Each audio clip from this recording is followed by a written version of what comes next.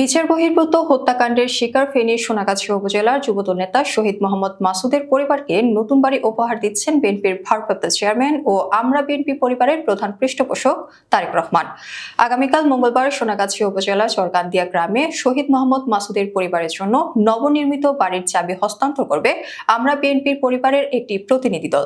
এ সময় লন্ডন থেকে ভার্চুয়ালি প্রধান অতিথি হিসেবে উপস্থিত থাকবেন বিএনপির ভারপ্রাপ্ত চেয়ারম্যান তারেক রহমান। এছাড়া ফেনী, নোয়াখালী ও লক্ষ্মীপুরে ২৪-এর ছাত্র জনতার গণ আন্দোলন চলাকালে শহীদ পরিবারের মাঝে আর্থিক অনুদান প্রদান করা হবে।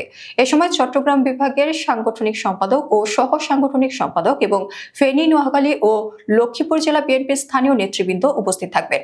সোমবার গণমাধ্যমে পাঠানো এক প্রেস বিজ্ঞপ্তিতে এ তথ্য জানানো হয়। বিজ্ঞপ্তিতে আরো বলা হয়, মোহাম্মদ মাসুদ ফেনী সোনাগাছি উপজেলার যুবদল নেতা ছিলেন। ২০১৬ সালে পুলিশের বিচার বহির্ভূত হত্যাকাণ্ডের শিকার হন তিনি মিথ্যা মামলায় আটকের পর ক্রসফায়ারের শিকার হয়েছিলেন বলে অভিযোগ। তার স্ত্রী নবম শ্রেণীতে পড়ুয়া একটি কন্যা সন্তান নিয়ে অসহায় অবস্থায় জীবনযাপন করছেন।